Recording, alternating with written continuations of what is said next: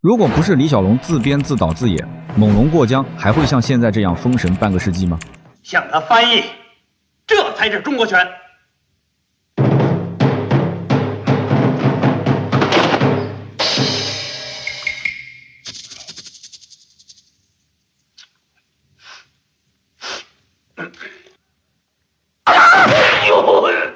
金龙拳第4式，小龙问路。大龙摆尾。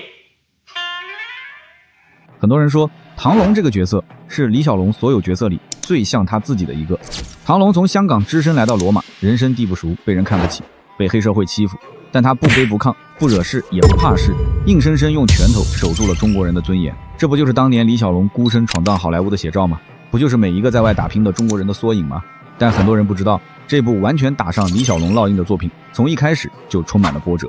当年李小龙和导演罗维拍完《精武门》之后，两人的创作分歧已经闹得人尽皆知。罗维总觉得是自己一手捧红了李小龙，总想以恩师自居。可李小龙心里清楚，功夫片的核心永远是功夫本身，他不想再被传统港片的固化模式束缚，索性自己创办协和电影公司，要拍一部完全贯彻自己创作理念的作品，这才有了猛龙过江的雏形。在他的构想里，这部戏要跳出传统武侠的江湖恩怨，讲一个普通人在异国他乡挺身而出的故事，还要走出香港，把中国功夫放到欧洲的街头去。挑选女主角的时候，李小龙面试多名女星都不满意，最终执意选定苗可秀出演。两人之前在《唐山大兄》有过短暂合作，《精武门》里更是成了观众心中的荧幕情侣。苗可秀身上那种清冷又坚韧的气质，刚好贴合罗马餐馆女老板陈清华的人设。可当时嘉禾已经把苗可秀安排给导演罗维拍黄面虎，罗维听说李小龙要挖人，当场发了脾气，连带着对苗可秀也没了好脸色。一边是合作过的老导演，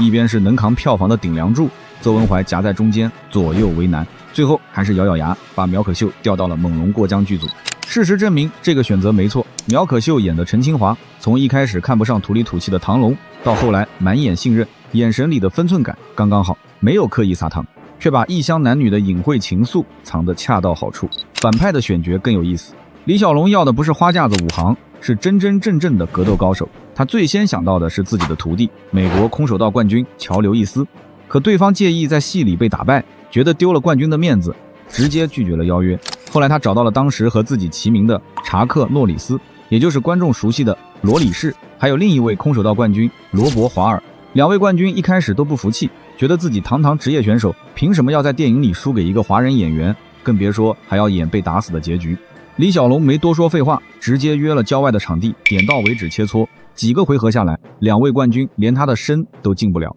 当场心服口服，答应参演。甚至后来罗里士靠着这场斗兽场的戏一炮而红，成了好莱坞家喻户晓的动作明星，一辈子都在感谢当年李小龙的邀约。而影片中刚到罗马的唐龙，一身朴素黑色中式唐装，肩上挎着半旧粗布包袱，像极了第一次出远门的乡下青年。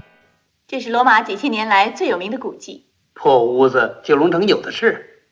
你觉得那皇宫怎么样？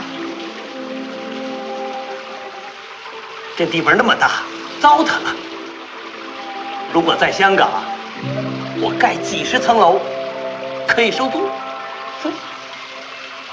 演这段的时候，李小龙特意收了自己身上的锋芒，走路的时候肩膀微微含着，脚步放得很慢，眼神里带着好奇又局促的劲儿，连手都不知道往哪放。这种刻意的笨拙和后面开打时的凌厉果决形成了极致反差，也让唐龙这个人物彻底立住了。地窖对战那段更是全片双截棍的名场面。可最妙的不是耍棍的花式动作，是出场的那几秒铺垫。唐龙不是一上来就掏出双截棍乱挥，先是慢悠悠从身后把棍拿出来，手腕一转，让双截棍在手里转了半圈，眼神扫过对面的一群匪徒，嘴角还带着点漫不经心的笑意，整套动作行云流水，却没有半分炫耀的意思。真正开打之后，他的脚步始终稳得像扎了根，双截棍每一下都落在实处，没有多余的花哨动作，棍锋带着破空声，打得对方连抬手格挡的机会都没有。很多演员耍双截棍追求的是动作好看，镜头酷炫，可李小龙的双截棍内核全是实战逻辑，动作越简洁，杀伤力越强，看似漫不经心的出场，